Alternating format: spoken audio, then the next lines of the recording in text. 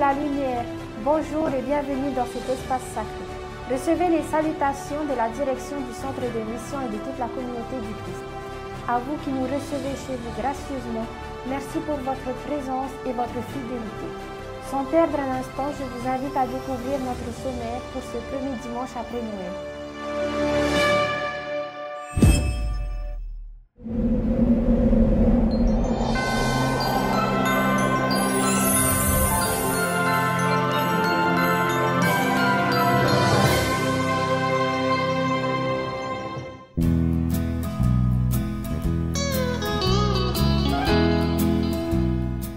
Bonjour Mathilde et bonjour à tous et merci pour votre présence.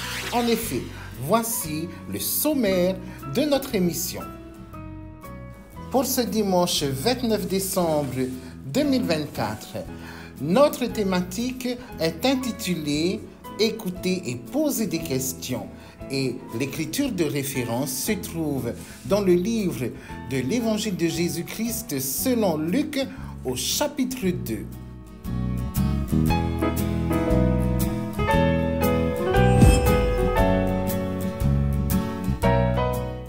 Mathilde, pour notre appel à l'adoration et la prière de bénédiction, nous accueillerons notre sœur Annabelle.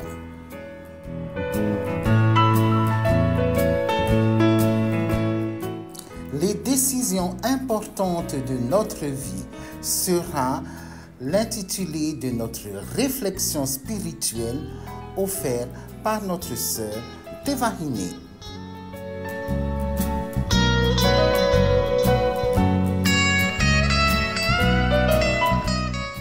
Pour notre message évangélique du jour, nous accueillerons notre vice-président, M. Otto Richard.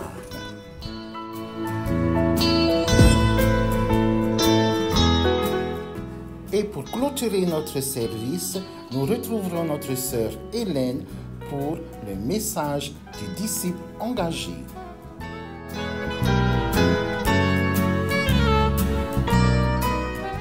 Et voilà les amis, pour les invités que nous recevrons sur notre plateau. Merci pour votre présence encore une fois et surtout, bon service en Christ. C'est à toi, Mathilde. Maintenant que vous connaissez notre feuille de route, je vous invite à découvrir notre prochain tableau.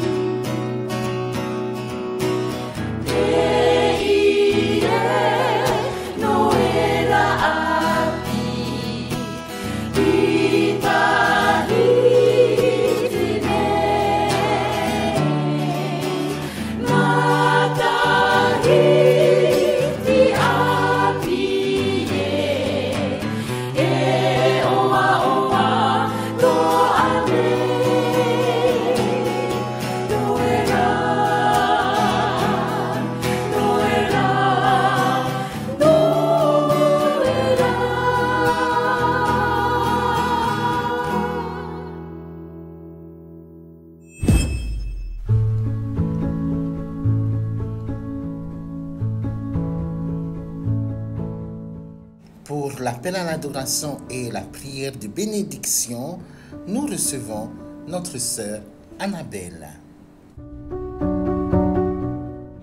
Alors que nous arrivons au dernier dimanche du mois de décembre, la communauté de Christ nous invite à contempler le cœur du mystère de l'incarnation.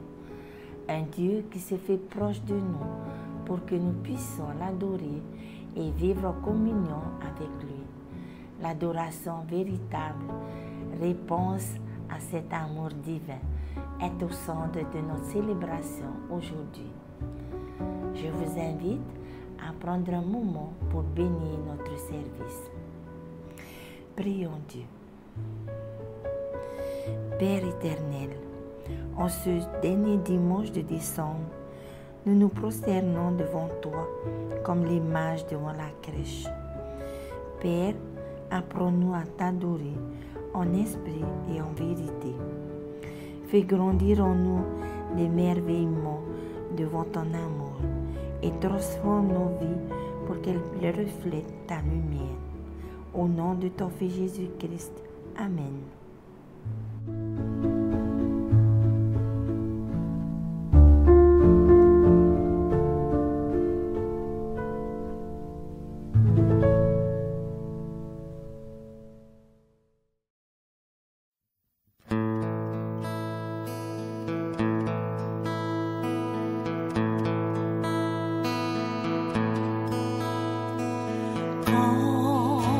J'entends les cloches des églises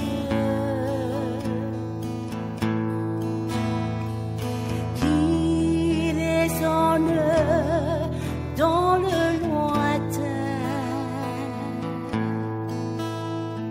Je sens alors mon cœur qui se brise.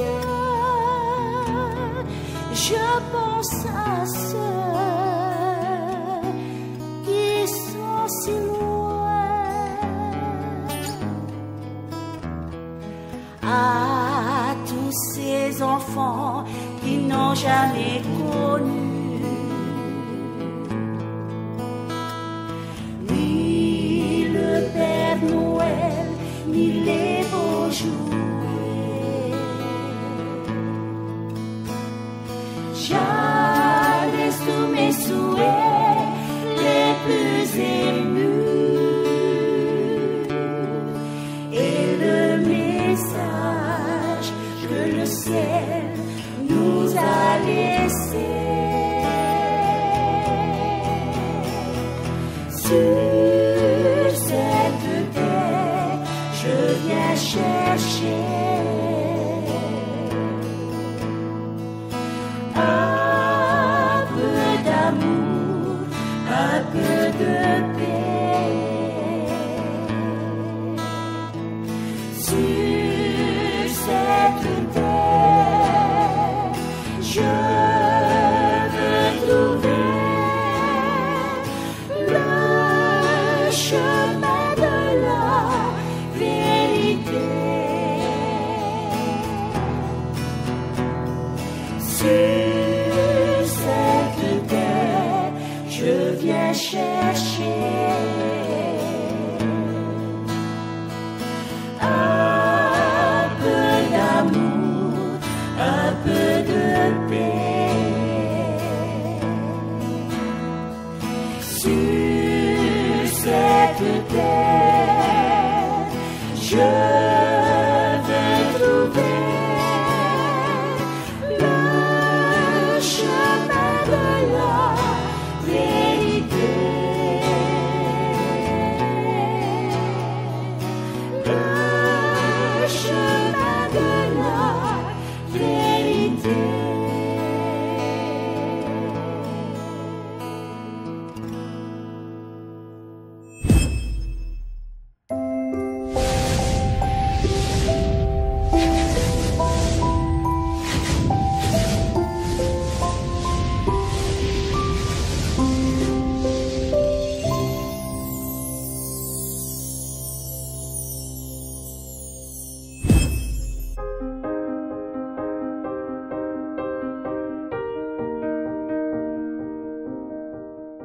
Pour comprendre l'importance de prendre sa place à la table du Seigneur, nous accueillons notre sœur Thévarine.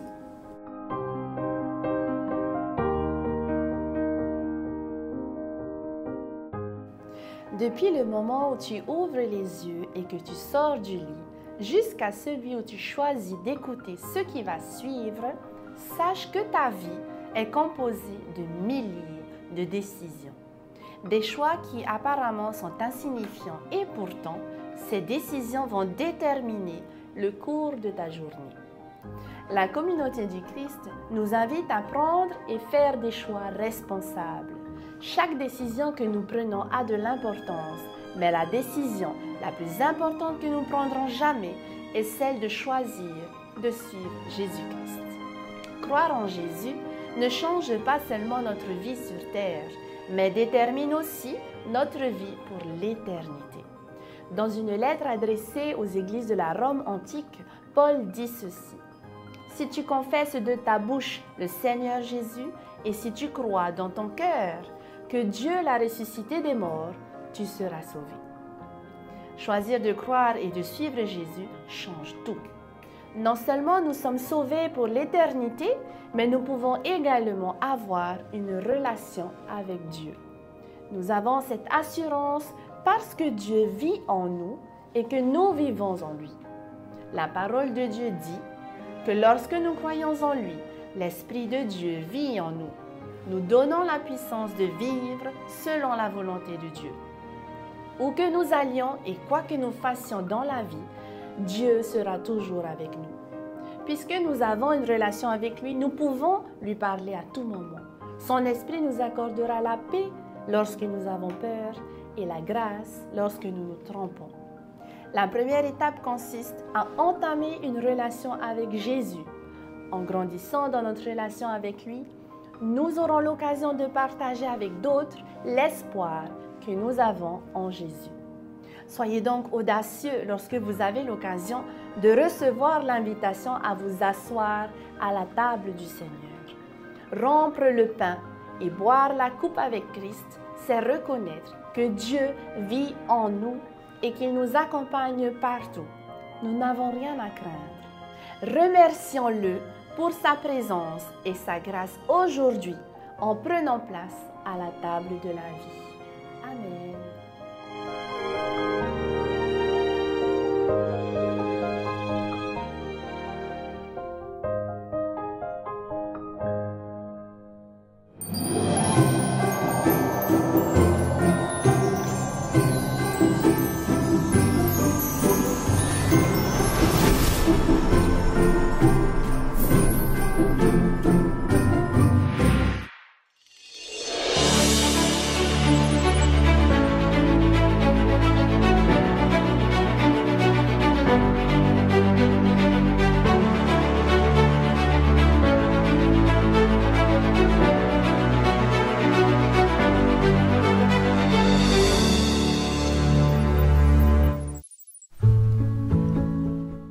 Notre message du jour nous sera offert par notre vice-président Otto Richard.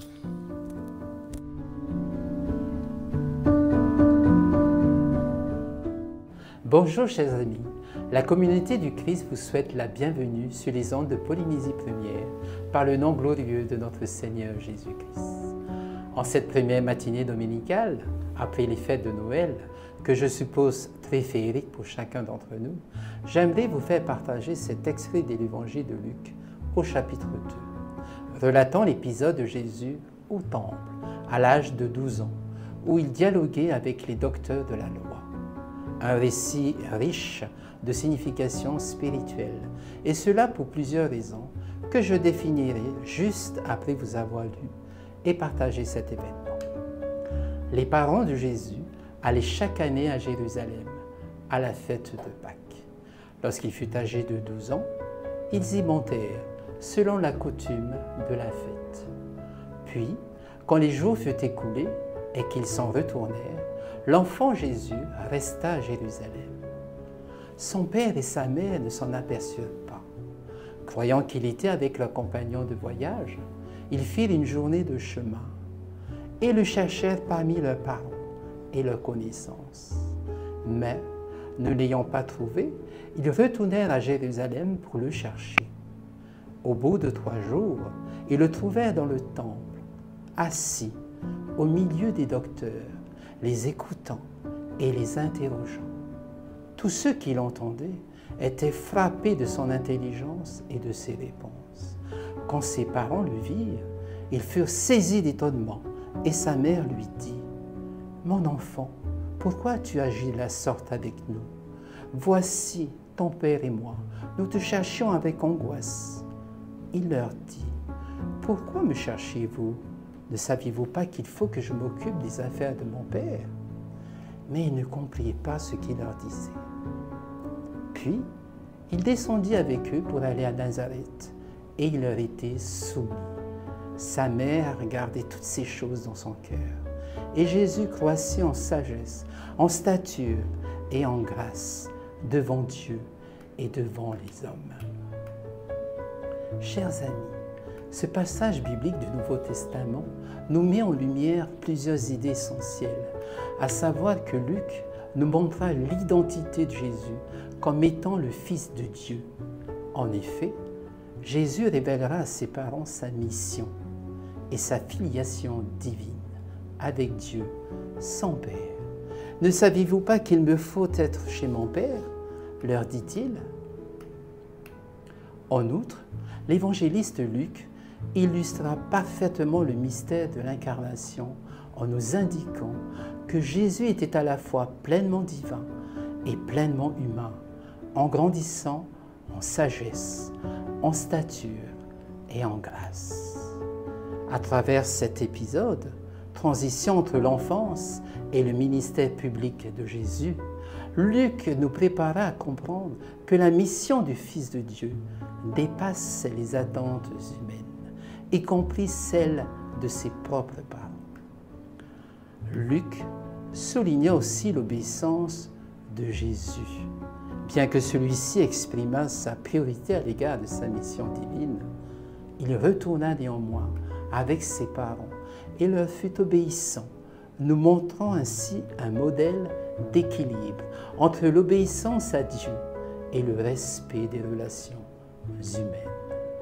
Enfin, ce passage biblique nous invite aussi à méditer sur notre propre vocation à être dans les affaires du Père, en nous proposant Jésus comme exemple de discernement spirituel et de fidélité à Dieu. En résumé, l'évangéliste Luc nous a décrit à travers ce récit un personnage extraordinaire, hors du commun, nommé Jésus, Fils de Dieu, accomplissant sa mission divine tout en vivant pleinement son humanité auprès de chacun d'entre nous.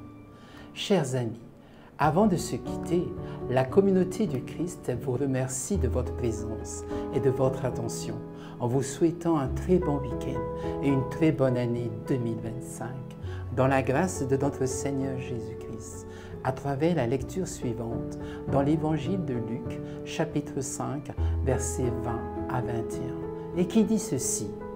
Et voyant leur foi, Jésus dit, « Homme, tes péchés te sont pardonnés. » Et les scribes et les pharisiens se mirent à raisonner, disant, « Qui est celui-ci qui profère des blasphèmes? Qui peut pardonner les péchés si ce n'est Dieu seul? » Amen.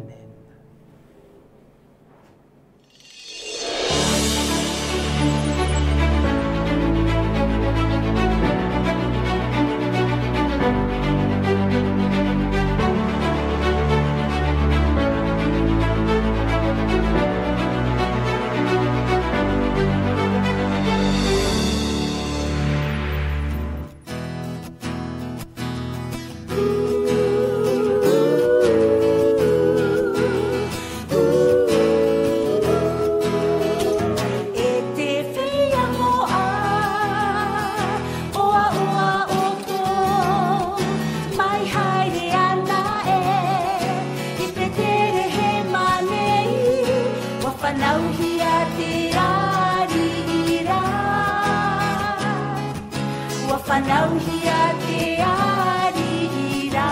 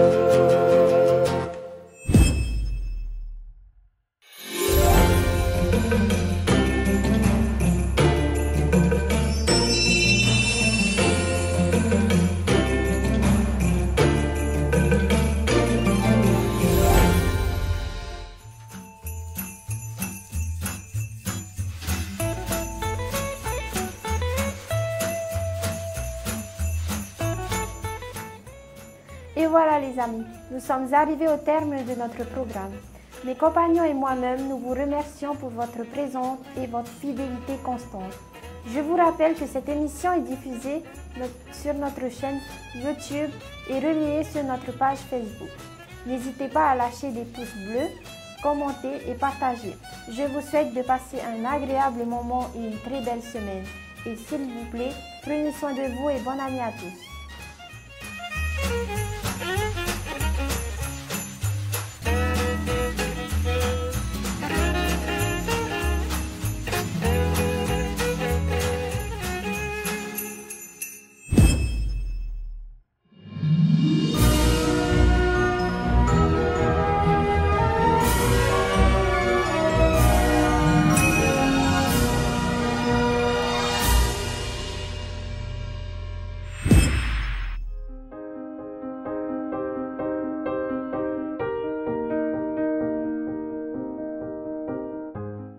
Pour notre message du disciple engagé, nous recevons notre sœur Hélène. Nous avons été appelés à cheminer comme Jésus dans sa mission à l'âge de 12 ans et aux éléments de ce que cette mission représente pour nous aujourd'hui. Il avait des questions et il écoutait pour obtenir des réponses. Alors que nous nous préparons pour la nouvelle année, soyons chacun ouverts aux réponses, aux questions que nous pouvons avoir sur ce que Dieu nous appelle à faire individuellement et dans notre communauté sacrée. Soyons prêts non seulement à nous souvenir des initiatives de mission, mais aussi à être disposés à les mettre en pratique. Entrez dans la nouvelle année avec une énergie et un témoignage à l'image de Jésus, le Christ, notre Sauveur.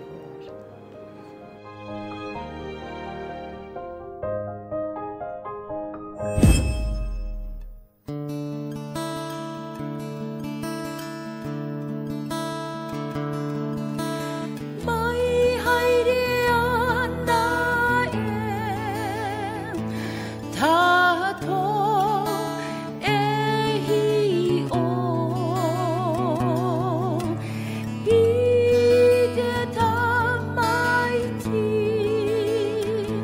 아비